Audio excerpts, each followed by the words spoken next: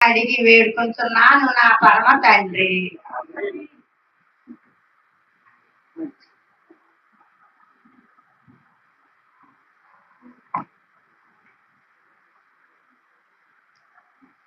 దేవునికి మహిమ కలిగిన గాక. హల్లెలూయా, హల్లెలూయా, హల్లెలూయా. దేవుని యొక్క మహాకృపను బట్టి ఈ మధ్యకు ఈ విధంగా రావడానికి, మరొకసారి మనం ఈ విధంగా కలుసుకోవడానికి దేవుడి కృప చూపించే.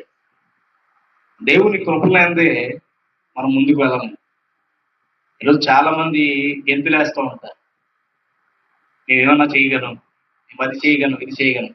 కానీ వాస్తవం చెప్పినా, నువ్వు ఎవరైనా కానీ, చివరికి నువ్వు అన్ని చెడు అయినా కానీ, దేవుని కృపలేందే ఒక్కడుగు కూడా ముందుకు వెళ్ళలేవు. దేవుడు అందరినీ ఒకేలా ప్రేమిస్తున్నాడు. రక్షించబడిన వారిని, రక్షించబడలేని వారిని కూడా ఒకేలా ప్రేమిస్తున్నాడు. మీకు దానికి ఒక ఉదాహరణ చెప్తాను. సూర్యుడు మనకు మాత్రమే వెలిగిస్తున్నాడా? అందరికి వెలిగిస్తున్నాడు. వర్షం కురుస్తున్నాడు మనకు మాత్రమే చల్లదనం ఉంటుందా? అందరికీ చల్లదనం ఉంటుందా? నీవు నేను ఆరాధిస్తున్న దేవుడు చాలా ప్రేమమయుడు. దేవుడికి మహిమ కలుగును గాక. ఎంత ప్రేమమయుడు అంటే, ఏమీ లేని నీ కోసం తన ప్రియ కుమారుణ్ణి బలిగా అర్పించేసిన ప్రేమమయుడు. ఈరోజు ఇవ్వగలవా నీ కుమారుణ్ణి? ఈరోజు నీ దగ్గరలో ఇవ్వగలవా? ఇవ్వలేదు. కానీ ప్రభు తన ప్రియ కుమారుణ్ణి అద్భుతంగా మనందరికీ కూడా బలిగా అర్పించేశాడు. కనుక అందరికీ కూడా పురాతన కాలం నుండి ఇప్పుడు వరకు కూడా అనేక పర్యాయాలు, అనేక గ్రంథాలలో, అనేక ఉపనిషత్తుల్లో, వేరు వేరు మత గ్రంథాలలో ఆనాటి భక్తులకు, ఆనాటి గ్రంథకర్తలకు ప్రత్యక్షమవుతూ వచ్చింది. ఈరోజు నువ్వు నేను ఆరాధిస్తున్న దేవుడు మాత్రమే. దేవుడికి మహిమ కలుగును గాక. అందుకే చాలా సందర్భాలలో ప్రభు కోసం కొన్ని గ్రంథాలలో, కొన్ని వారి మత గ్రంథాలలో కూడా ఆ ఉనికి ఉంటుంది. కారణం, వారికి వేరు వేరు రూపాలలో, వేరు వేరు పర్యాయాలలో దేవుడు ప్రత్యక్షమవుతూ వచ్చాడు. మనకి మాత్రము నేరుగా ఆయన సన్నిధిని ఇచ్చి ఉన్నాడు. హల్లెలూయా. ఈరోజు సన్నిధిలో ఉంటున్న నీవు, సన్నిధిని ఎదుర్కొంటున్న నీవు, ఈ సన్నిధిలో ప్రభు కృపతో అద్భుతంగా ముందుకు కొనసాగిస్తున్న నీవు దేవుని పిల్లవాడిగా, దేవుని కుమారుడుగా, కుమార్తెగా పిలవబడుతున్నావు. We are the children of God. దేవుని పిల్లలుగా పిలవబడుతున్నాం. ఈరోజు దేవుని పిల్లలుగా పిలవబడుతున్న నీవు ఏ విధంగా ఉండాలి? ఈరోజు దేవుని పిల్లలుగా పిలవబడుతున్న నీవు ఏ విధంగా ఉండాలి? ఈరోజు ఇదే నా అంశంగా ముందుకు తీసుకెళ్ళబోతున్నా. కీర్తన గ్రంథము 82వ అధ్యాయము, కీర్తన గ్రంథము 82వ అధ్యాయము. ఈరోజు మనం ఎవరం అన్నది ఆలోచన చేయగలిగితే, కీర్తన గ్రంథము 82వ అధ్యాయము 6వ వచనము, పేజ్ నంబర్ 496, పాత నిబంధన గ్రంథము. మీరు దైవములని మీరందరూ ఇదిగో ఈ భాస్కర కాలనీలో, ఈ గృహంలో మందిరముగా, దేవుని సంఘముగా, దేవుని సన్నిధిలో కూర్చున్న మీరందరూ, ఇంక్లూడింగ్ మీ, ఎవరు అంట? సర్వోన్నతుని దేవుని కుమారుని.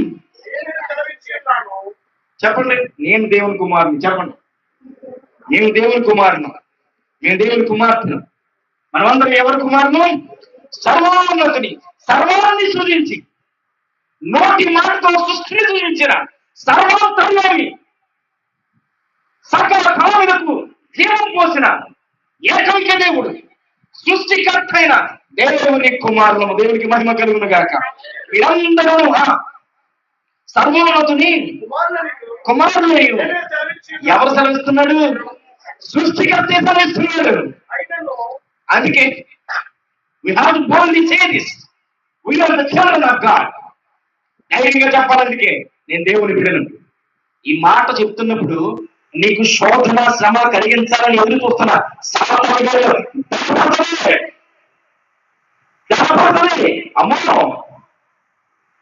అమ్మో వీళ్ళు బాధపడుతురా.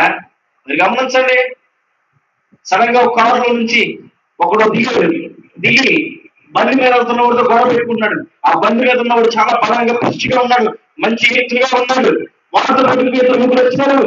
వాడు వాడు ఇద్దరు బండి మీద ఉన్నవాడు ఇది మాత్రం కోరగోడ నుంచి దర్శనం అడిగాడు వీళ్ళతో ఖర్చు పెట్టుకున్నట్టే ఆ ముగ్గురు వీటితో గొడవడుతున్నట్టే వీళ్ళు ఒక సాయంత్రం వచ్చాడు ఎవరితో గొడవ పెట్టుకున్నారు తెలుసా మీరు ఎవరితో గొడవ పెట్టుకున్నారు తెలుసా ఎమ్మెల్యే బంధువులు ఎమ్మెల్యే బంధువులు అనగానే అప్పుడు దాకా ఎగిరిన ఈ ముగ్గురు కోళ్ళు ఒక్కసారిగా sir sir sir sir sorry sir తప్పు చెప్పిందండి క్షమాపణ గారు అప్పుడు ఒక నియోజకవర్గానికి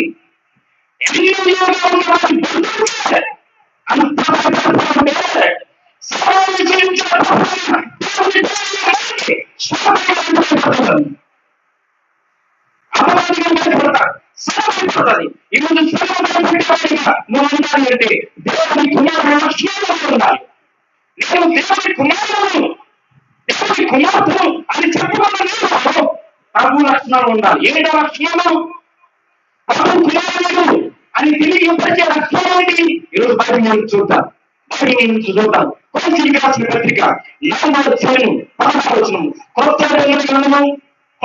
గ్రంథము పత్రికలలో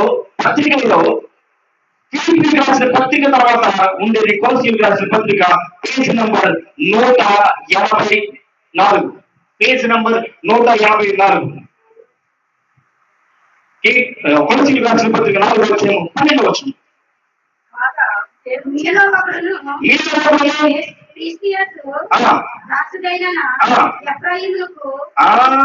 చూడాలి ఒకసారి ఎవరంతా ఎవరు చెప్పరు ఎవరు ఎవరు చెప్పాలి ఎవరు ఇతని పేరు ఏంటి ఎఫ్రా ఇక్కడ ఒక దాసుడు ఉన్నారు ఒక భక్తుడు ఉన్నారు ఆ భక్తుడి పేరు ఎఫ్రా ఏంటా భక్తుడి పేరు ఎఫ్రా ఈ ఎఫ్రా ఒక లక్షణం కలిగి ఉన్నాడండి ఏంటి ఆ లక్షణం అని ఆలోచన చేయగలిగితే చూద్దాం బిడ్డారు మొట్టమొదటి మీరు క్రీస్తు దాసుడైనా ఎవరంటే మొట్టమొదటి లక్షణం ఏంటి క్రీస్తు యేసు దాసుడు ఏ స్వభావం ఉన్నది దాసుడు దాస్య స్వభావం ఉంది దాసుని స్వభావం ఉంది ఈ దాసుని స్వభావం కోసం నువ్వు అర్థం చేసుకోవాలి దాసుని స్వభావం అంటే దాసుని ఎప్పుడు కూడా ఎగిరెగిరి పడతాడు దాసుని ఎప్పుడు కూడా పేదడు దాసుని ఎప్పుడు కూడా అహంభావం చూపించడం దాసుని ఎప్పుడు కూడా నువ్వే దాసుని ఎప్పుడు కూడా ప్రతిదానికి వ్యర్థమాడు దాసుని ఎప్పుడు కూడా చెల్లిదారు చేయకపోతాడు దాసుని ఎప్పుడు కూడా అధికారం కోసం చూడదు దాసుడు పనికి సిద్ధపడవుతాడు దాసుడు పరిచయం చేయాలనుకుంటాడు దాసుడు తగ్గింపు స్వభావంతో ఉంటాడు ఈ ఎపఫ్రాకి దాసుడని పేరు ఉంది దాసుడుగా ఉండే స్వభావం ఉంది అనగా తగ్గింపు స్వభావం ఉంది ఇలాంటి చాలా మంది తండ్రి ఒక మాట అంటే జం తాస్మంలో వేసిపోతున్నారు పిల్లలు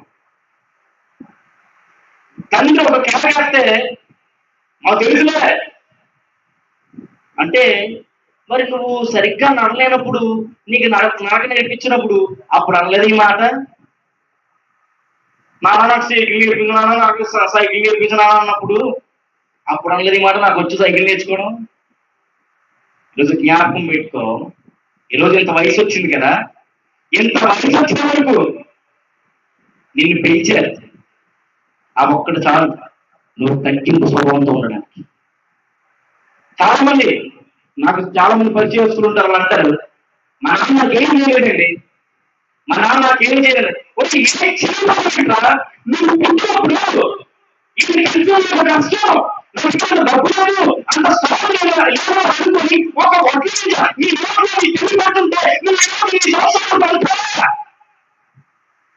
ఉంది కదా ఇంకేం చేయాలి నీకు నీ తండ్రి ఇంకేం చేయాలి జన్మనిచ్చాడు నీ తండ్రికి మారుతుంది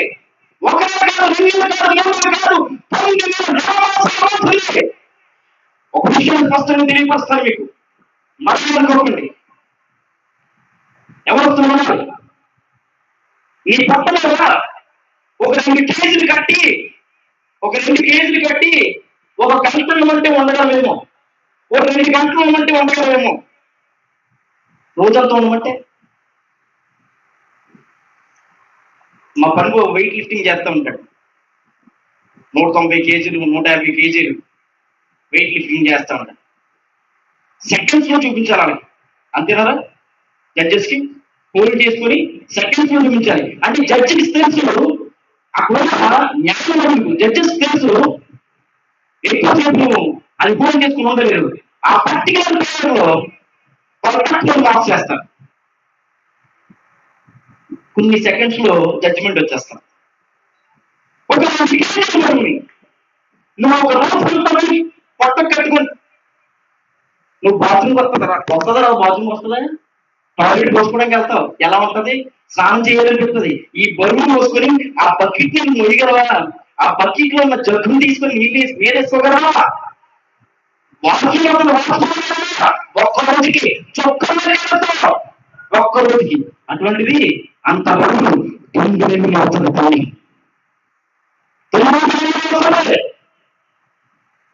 ఈ 9 ఆ తల్లికి కావాల్సినవన్నీ కూడా తీసుకొచ్చి పెడతాడు భర్త, అనగా నీ తండ్రి. ఇది ఒక్కటి చాలదా? ఆ ఒక్క పరిస్థితి చాలదా తల్లిదండ్రులకు బాగుపడి ఉండడానికి, తల్లిదండ్రుల యొక్క రుణం తీసుకోవడానికి? మా నాన్నగారు చాలా సందర్భాల్లో 10 మందికి చెప్తారండి. ఒకనొక రోజు నా చిన్నప్పుడు వాక్యం జరుగుతుంది. ఆ రోజు ముందు రోజు అంతా కూడా పని చేసాం మేము. చిన్న వయసు నుంచి పరిచయం మాకు. మా నాన్నగారు మామూలుగా అవ్వలేదు. మా అమ్మగారి ప్రార్థన, మా నాన్నగారి పరిచయం చాలా చెప్పినాం. ఆ ముందు ప్రార్థన పరిచయం చేశాము, తర్వాత దాటిపోయాము. వాక్యం నేను సైలెంట్ గా ఒక ఎత్తుకున్న మనిషి అక్కడ కూర్చున్నాను.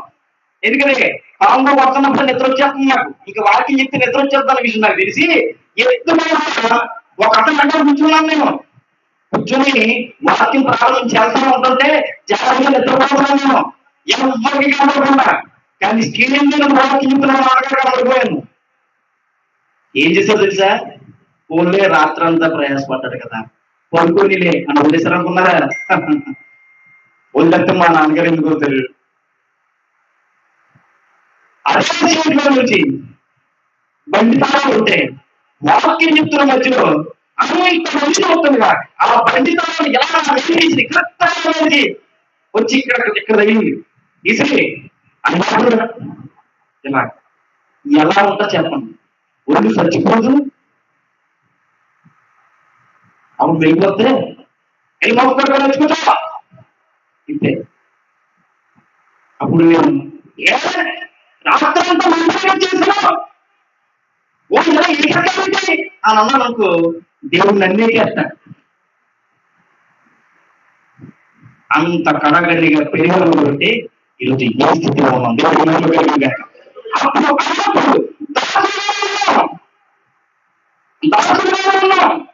తగ్గింపు స్వభావంతో ఉన్నాం. ఈరోజు చెప్తున్నాను బిడ్డలకి, ఈరోజు నువ్వు ఎంత తగ్గించుకుంటే అంతగా హెచ్చించబడతావు. అదే క్రమంలో మనవస్తులందరినేనండి ఉన్న పరంగా గంటెత్తాను. ఎంతమంది ఆగంటే ఆగిపోవాలి, అలా ఆగిపోతారు. ఎవరు ఒక్క మాట కూడా ఏం చెప్పడం లేదు. ఒక్క వేసానంటే ఇంకంతే సైలెంట్ అయిపోతారు. మా తమ్ముడు మా చుట్టూ ఉంటారు, ఎవరైనా కానీ వీటిలో సైలెంట్ అయిపోతారు. కారణం వారి తీసుకెళ్తాను. నువ్వు దేవుడి సమాధానం మాట్లాడుకుంటున్నావు, నువ్వు మాట్లాడాలనుకుంటున్నావు, నువ్వు ఎవరు తెలుసా? సమాధానాన్ని చూపించాలి. నీకు ఉండాల్సిన మొట్టమొదటి లక్షణము దాసుడి స్వభావం ఉండాలి. దాసుడి స్వభావం ఇంగ్లీష్ లో మాట ఉంటది, ఏ బాండ్ సర్వెంట్ అంటారు. బాండ్ సర్వెంట్ అంటే ఒక దేశంలో ఒక దానికోసం రాస్తున్నప్పుడు బాండ్ రాస్తాం, ఒడంబడిక, నిబంధన, బాండ్ రాస్తాం. అంటే నీకు ఒప్పందం ఉండాలి. ఎంత ఒప్పందం అంటే ఏమైనా తగ్గింపు స్వభావంతుడే అనుభవం నీకున్నా. ఈ తగ్గింపే నీ జీవితాన్ని మార్చుతుంది. ఈ కొలసీలో ఉన్న సంఘానికి అపోస్తులైన పౌరుడు ఉత్తరం రాస్తున్నాడు. ఆ సంఘం ఉన్న బిడ్డలు నేర్చుకోవాలని. ఎన్నో ఒక భక్తుడు ఉన్నాడు, అతని పేరు ఎపఫ్రా. ఆ ఎపఫ్రాకి మొట్టమొదటి లక్షణం ఏంటో తెలుసా? ఏసై కూడా అన్నాడు, నేను పరిచర్య చేయించుకోవడం, పరిచర్య చేయడానికి వచ్చని చెప్పి శిష్యుడు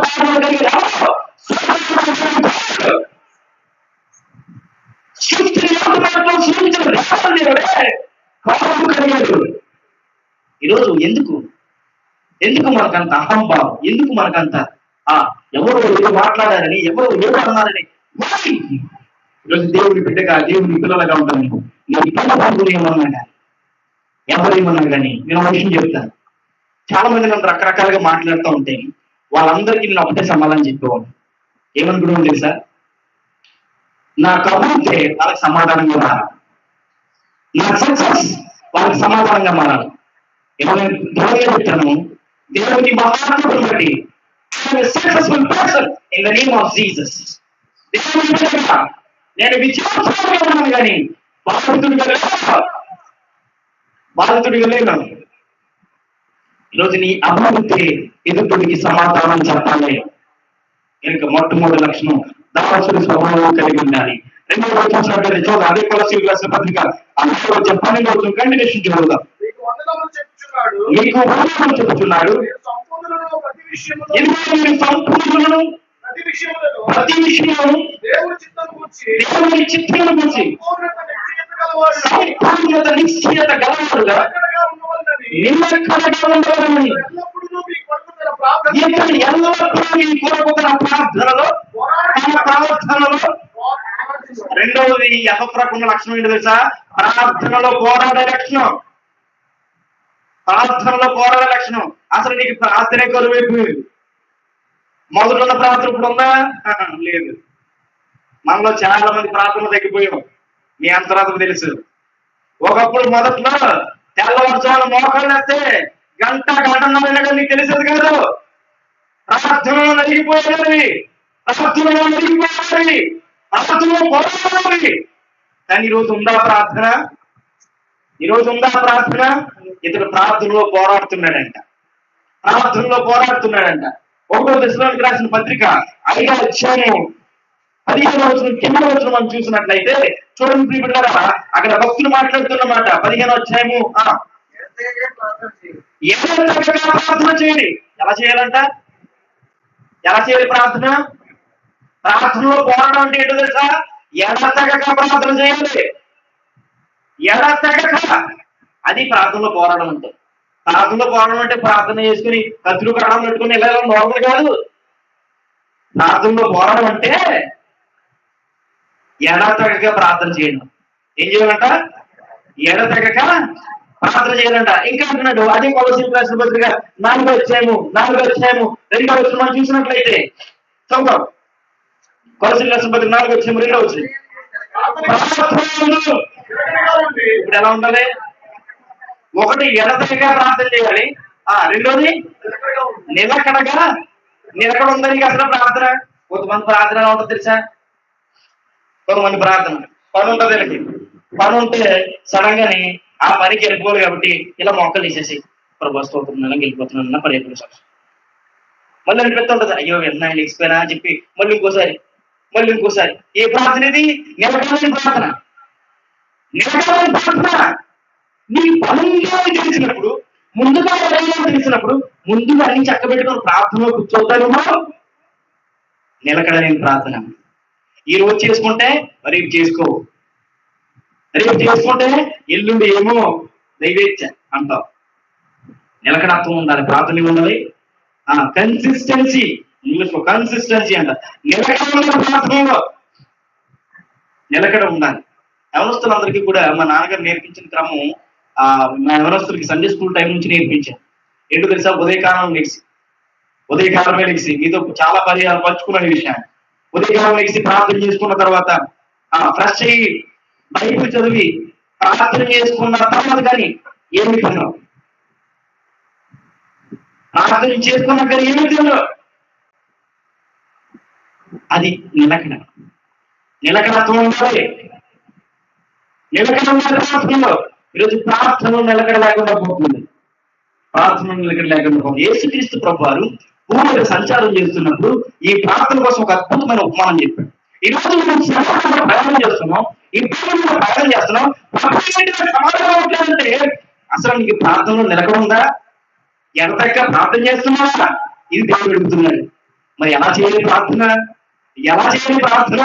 చూద్దాం. లూకాసు వార్త 18వ అధ్యాయము 1వ వచనము. త్వరగా లూకాసు వార్త 18వ అధ్యాయము 1వ వచనము చూద్దాం. పిల్లలు వారు విసుగక ఎలా చేయాలంట? మనకి విసుగు ఎక్కువ. షాపింగ్ వెళ్ళి గంటలు కూర్చొని ఆడితో ఎక్కడిని బేరాలు ఆడటానికి మాత్రం విసుకుండదు. మార్కెట్కి వెళ్ళి ఎన్ని ఫోన్ చేయమన్నా విసుకుండదు. టీవీ దగ్గర కూర్చొని పూతరేకులు మొగల రేకులు చూడటానికి తీసుకుండదు. ఆరిపోయే దీపాలు ఎరిగిపోయే దీపాలు చూడటానికి తీసుకుండదు. ఆ షోలు ఈ షోలు చూడటానికి తీసుకుండదు. ఫోన్ పట్టుకొని రీల్స్ చూడటానికి తీసుకుండదు. ప్రార్థన చేయడం మాత్రం తీసుకొచ్చేస్తుంది. వాక్యం ఒక పాపం ఎక్కువ తీసుకొచ్చేస్తుంది. చూస్తావు విసుగు. కూర్చొని ఫోన్ పెట్టుకొని కనీసం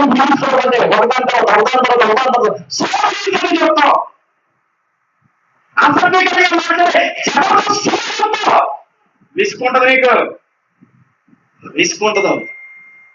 కానీ ప్రార్థన చేయడం మాత్రం విసుకొచ్చేస్తుంది. ప్రభు చెప్తున్నాడు, చెప్తున్నాడు శిష్యుడు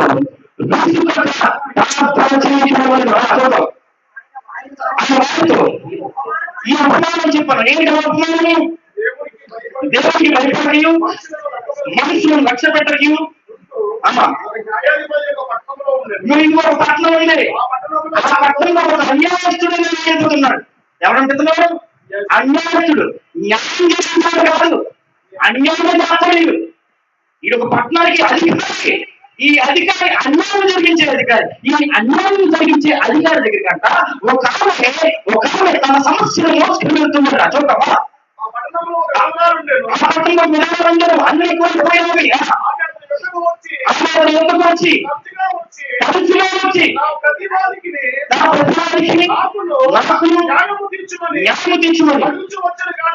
చూడండి, అన్యాయం చేసేవాడి దగ్గరికి న్యాయం చేయమని అన్ని కోల్పోయి ఒక స్త్రీ వచ్చిందంట. ఒకసారి వచ్చి వెళ్ళిపోలేదు, విసుగుగా వచ్చింది, తరచుగా వచ్చింది. ఎవరి దగ్గరికి? అన్యాయంగా తీర్పిచ్చే అన్యాయం అధికారుల దగ్గరికి తరచుగా వచ్చింది. కొంతకాలం ఒప్పుకోపోయాను.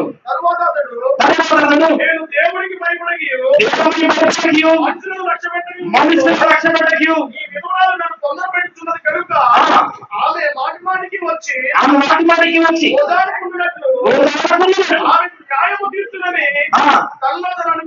ఏమనుకున్నాడంట? అన్యాయస్తుడండి. మీకు అర్థమవుతుంది అక్కడ సెనారియో? ఒక అన్యాయస్తుడు ఆ అన్యాయస్తుడి దగ్గరికి వెళ్ళి ఒక ఆవిడ అన్ని కోల్పోయిన ఆవిడ వెళ్ళి పదే గోదావరి ఆ అన్యాయస్తుడికి న్యాయం చేయాలని అనిపిస్తుందంట. ఆ కింద వచ్చిన ఉంటుంది ఎంత అద్భుతం ఉండొచ్చు ఉన్న మాట ఒకసారి. మరియు ప్రభు ఇట్లా నేను అన్యాయస్తుడైన న్యాయాధిపతికి చెప్పిన మాట విని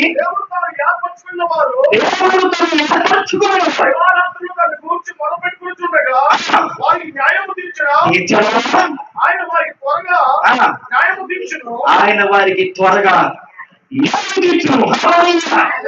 ఈరోజు నీ సమస్య కోసం, నీ శ్రమ కోసం, నీ ఇబ్బంది కోసం ఏం చేయాలో విసుగా చేయాలి. ఒక అన్యాయస్తుల దగ్గరికి విసుగప్పుడు న్యాయం జరిగితే తనని ఏర్పాటు చేసుకుని అనగా తన బిడ్డలకు న్యాయం జరిగిన దేవుడు న్యాయం చేయగా శ్రమ తొలగించడా అంటే ఇక్కడ తొలగించబడలేదంటే లోపం ఎక్కడుందా? నీళ్ళలో ఉంది. లోపం ఎక్కడుంది? నీళ్ళలో ఉంది. విసుగక ప్రార్థన చేయాలి. అదే ప్రార్థనలో పోరాటం అంటే ఏంటంట? ప్రార్థనలో పోరాటం అంటే ఏంటి? ఇప్పుడు ఈ విధవరాలు ఆ అన్యాయస్తుడి దగ్గరికి వెళ్ళి ఏం చేసింది? పోరాటమే. దేవుడు నీకు వాగ్దానం ఇచ్చాడు కదా, ఎలా ఆశీర్వదిస్తామని వాగ్దానం ఇచ్చాడు, నీకు ఎలా చేస్తానని వాగ్దానం ఇచ్చాడు. ఆ వాగ్దానం చూసేంత వరకు కూడా ప్రార్థన చేస్తూ ఉండాలి.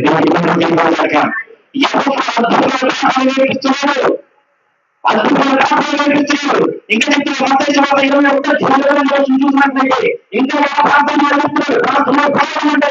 దానికి బాగా చెప్తారు. మొత్తం 21 పేజీ నంబర్ 22 కొత్త గ్రంథము మొదటి ప్రార్థన చేయనప్పుడు వీటిని అడుగుతారు.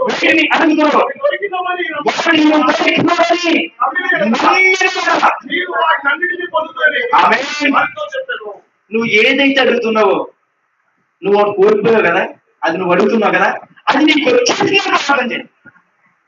అది నీకు వచ్చేసిందని ప్రార్థన చేయి. వీరికి నేను 2025లో ఒక మాట చెప్పాను, దేవుడు ఏసి ఇచ్చేపోతున్నాడు అని. నేను చూసానా? లేదు. కొన్ని డబ్బులు ఉన్నాయా? లేదు. కొన్ని కొన్నానా? లేదు. ఆర్డర్ ఇచ్చానా? లేదు. కానీ ఏదైతే పరికరము, ఎవరైతే అధికము, అది వచ్చేసిందేమో. వీళ్ళకి మార్చి నెలలో దేవుడు ఏసీ ఇచ్చేసాడు. దేవుడికి మహిమ కలుగునుగాక. నువ్వు ఏదైతే అడుగుతున్నావో అది విసుకగా అడుగు. ఏదైతే అడుగుతున్నావో ఎడతెగగా అడుగు.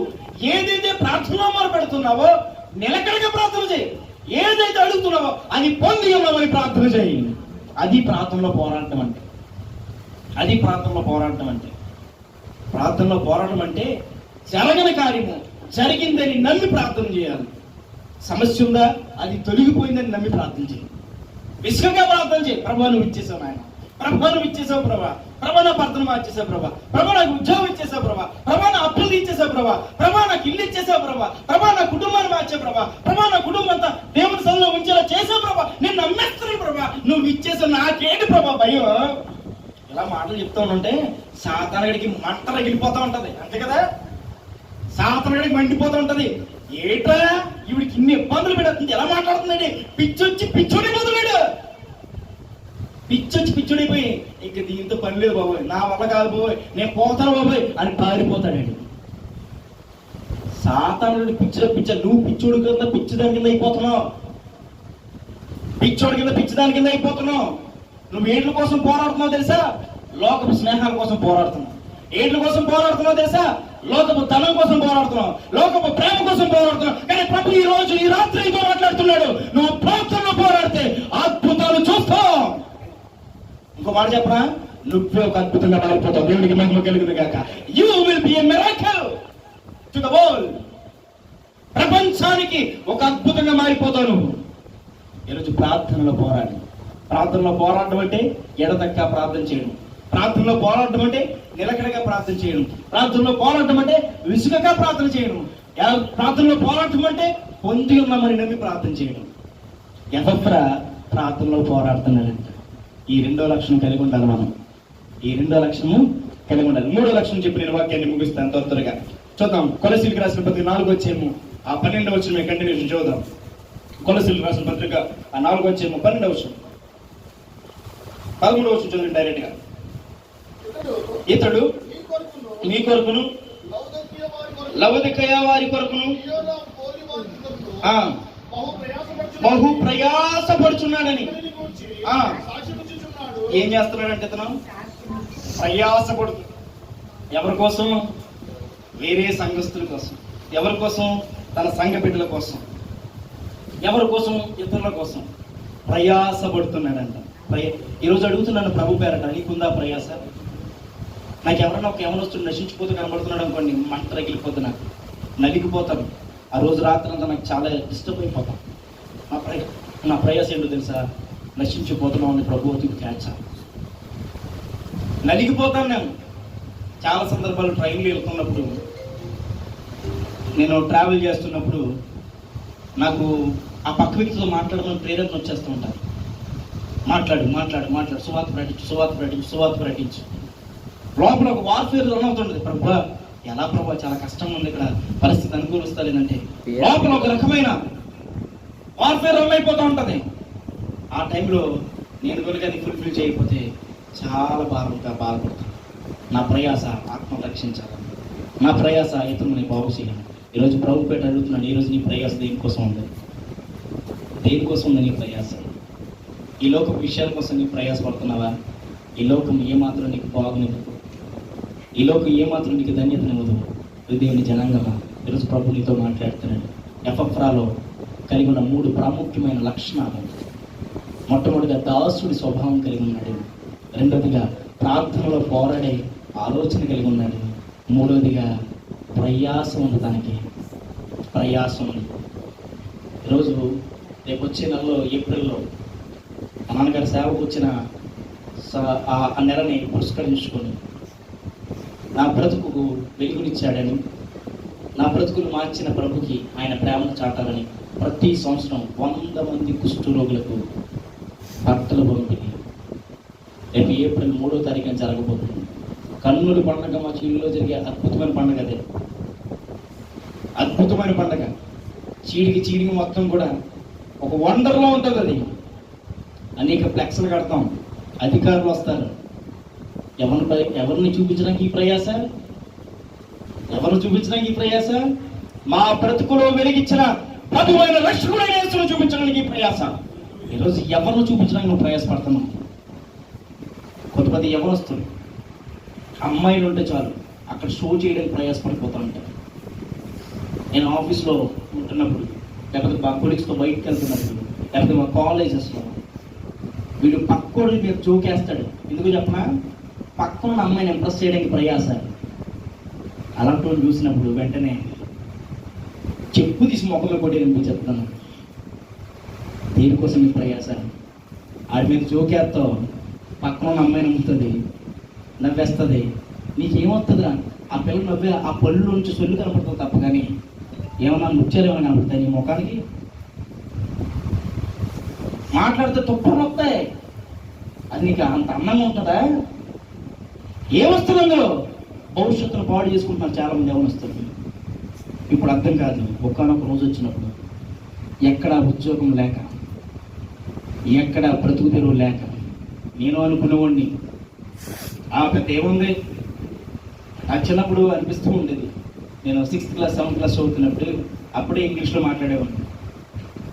నాకు తెలియదు, అంత జ్ఞానం లేదు. ఎందుకు ఇంతవరకు చదవను, డిగ్రీ అక్కడ వరకు చదువుతున్నారు ఎందుకు? నాకు ఆల్రెడీ ఇంగ్లీష్ వచ్చేసింది కదా, ఇంగ్లీష్లోనే కదా మాట్లాడితే ఉద్యోగాలు ఇస్తారు, ఎందుకు అంతవరకు చదవను అనుకునేవాడిని. కానీ అది పర్టికులర్ ఏజ్ వచ్చిన తర్వాత తెలిసింది నాకు దాని విలువ ఏంటో అన్నది. దాని విలువ ఏంటన్నది. ఈరోజు ఆ విలువ తెలియకుండా నువ్వు రకరకాలుగా నీ భవిష్యత్తును పాడు చేసుకున్నావు. నేను ఒకటే చెప్తాను, ఫస్ట్ ఆఫ్ ఆల్ నీ కెరియర్ మీద ఫోకస్ చేయి.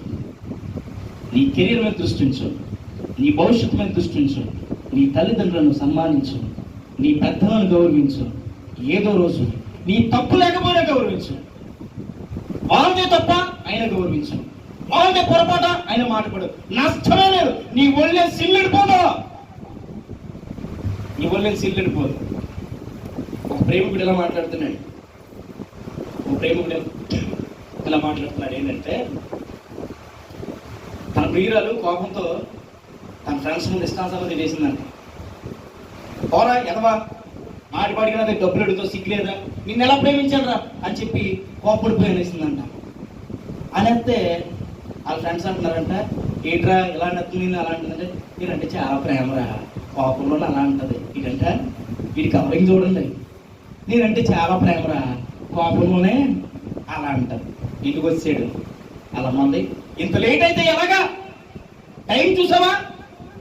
ఏంటిది పనికి వాళ్ళు బయట తిరుగుతున్నావు, ఇంత లేట్ అయితే అలా అంటే నన్ను ఎంత మాట అంటావు నువ్వు? కొడుకుని అనుకున్నావా, లేదా ప్రయాణం అనుకున్నావా?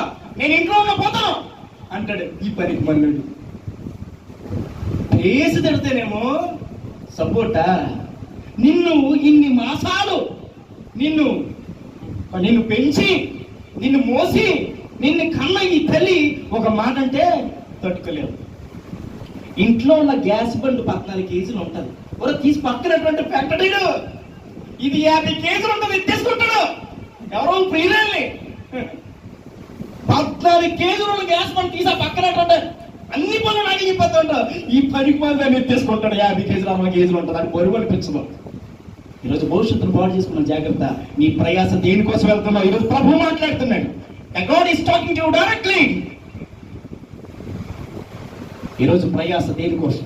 ప్రభు అంటున్నాడు, నీ ప్రయాస ప్రభు కోసం పెట్టు. నీ ప్రయాస ప్రభు కోసం పెడితే ఉన్నతమైన స్థితిలో దేవుడు నిన్ను పెడతాడు. దేవుడికి మహిమ కలుగును గాక. నాతో పాటు ఒక యవనస్తుల గుంపుని తయారు చేశాను. తయారు చేసినాడు. వాళ్ళ ప్రయాస వేరే ఉండేది, నా ప్రయాస ప్రభు కోసం ఉండేది.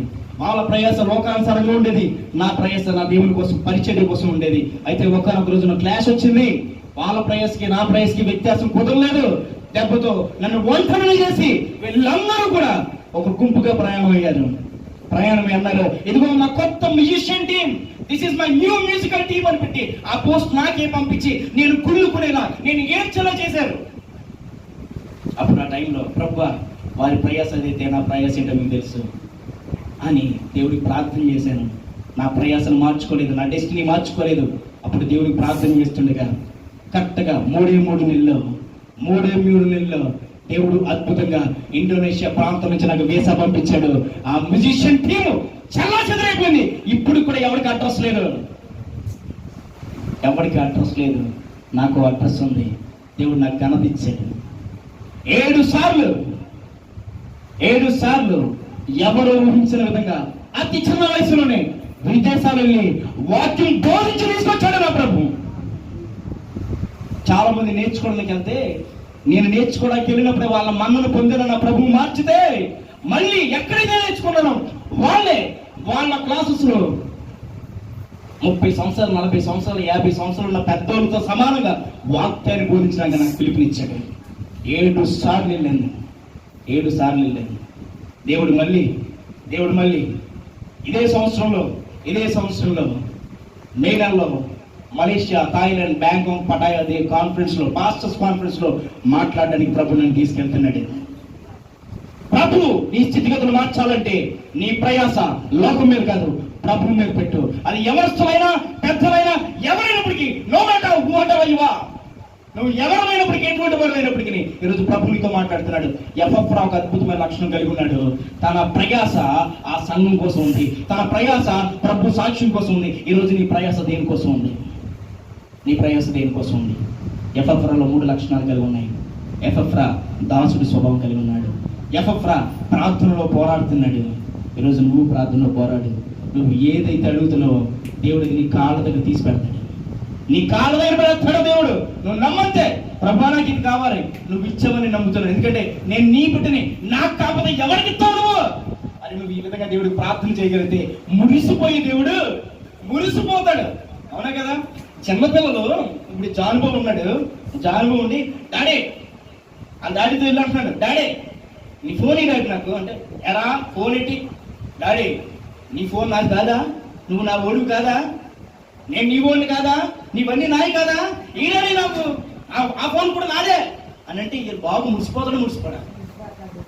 ఈ బాబు కన్నా గొప్పడు నిన్ను సూచించిన దేవాదేవుడు. మురిసిపోయి ఎత్తేసుకుంటాడు నిన్ను. ఉద్యోగం కోసం అడుగుతున్నావా? అప్పులు తీరాలని అడుగుతున్నావా? ఎగ్జామ్స్ మంచి ఉత్తీర్ణత కావాలని అడుగుతున్నావా? దేవుడు కార్యం చేస్తాడు. ఊహించిన రీతిలో దేవుడు కార్యం చేస్తాడు. కనుక ఎఫ్రా లాంటి లక్షణాలు కలిగి ఉందాం. ఎఫ్రా దాసుడిగా ఉందాం, తగ్గింపుతో ఉందాం, ప్రార్థనలో పోరాడదాం, ప్రభు కోసం ప్రయాసపడదాం. దేవుడు మన స్థితిగతులను మార్చుతాడు. నా బ్రతుకును మార్చిన దేవుడు మీ బ్రతుకు కూడా మార్చగల సమర్థుడు. ఆ దేవుని వైపు చూద్దాం, దైవదీవుని పొందుదాం. దేవుడి కొద్ది మాటలు దీవించును కాక. తల వంచని ప్రార్థన చేసుకున్నాం. ప్రభు నీతో మాట్లాడే ఈరోజు నీతో మాట్లాడాడు. ఒకవేళ ఈ లక్షణాలు నీలో లేవేమో, ఎటువంటి లక్షణాలు నీలో లేవేమో, ఈరోజు ఎఫ్రాని కొలసీ సంఘానికి అపోస్తలుడైన పౌలుకు మాదిరిగా పెట్టాడు. ఈ భాస్కర్ నగరం ఉన్న ఈ సంఘానికి అదే ఎఫ్రాని దేవుని సేవకుడిగా మీ మధ్య పెట్టాను. తెలుసుకో, ఈరోజు ఒక తీర్మానం తీసుకో. ప్రభు నీతో చెప్తున్నాడు, ఈ ఎఫ్రా లాంటి లక్షణాలు నీలో లేవేమో, తగ్గింపు స్వభావం, దాసుడు స్వభావం నీలో లేదేమో. ఈరోజు వీటికి దాసుడు అయిపోతున్నాం. చూడకున్న దృశ్యాలకి, పోర్నోగ్రఫీకి, అబద్ధాలకి, మోసాలకి, ద్వేషాలకి, అసూయకి దాసుడు అయిపోతున్నామేమో. ఈరోజు ప్రభు చెప్తున్నాడు, నా దాసుడిగా నాకు తగ్గింపు మనసుతో ఉండగలిగితే ఎఫ్రాలా నేను నిలబెడతాను. ఈరోజు ప్రభు దగ్గర ఒప్పుకొని, ప్రభు నన్ను మన్నించు నాయన, ఇన్నాళ్ళు ఈ లోకంలో ఏదో ఉందని భ్రమతో తిరిగేశారు నాయన, భ్రమించాను డాడీ, నన్ను మన్నించేసా. ఇదిగో నీ సేవకుల ద్వారా నాతో మాట్లాడావు, నా బ్రతుకుని నీకు సమర్పిస్తాను అని నువ్వు కనుక ప్రభుతో నువ్వు మాట్లాడగలిగితే నేను చెప్తున్నాను, ఈ రోజు రాత్రి ప్రభు నిన్నేం చెయ్యబోతున్నాడో దర్శనం రూపంలో మాట్లాడతాడు. ఈ రోజు రాత్రే ప్రభు దర్శనం రూపంలో నీతో మాట్లాడతాడు. ఇది తథ్యం. ప్రభువుకు సమర్పించుకో. ప్రభు నన్ను మన్నించు డాడీ, నన్ను మన్నించు. అందరూ మోకాళ్ళ మీద నిలబడతాం. మోకాళ్ళ మీద నిలబడి ప్రభు వైపు చూస్తూ, ప్రభువా నా తప్పుదములు క్షమించు డాడీ, నా తప్పుదములు క్షమించి యేసయ్యా. తగ్గింపు మనసు లేదు నాకు, దాచుల స్వభావం లేదు నాకు. ప్రభా దాసమైన స్వభావం నాకుండే కృపను దయచేయండి. ప్రభా లోక విషయాల పట్ల దాసత్వం అని వెళ్ళిపోతున్నాను, కానీ నీకు దాసుడిగా ఉండలేకపోతున్నాను.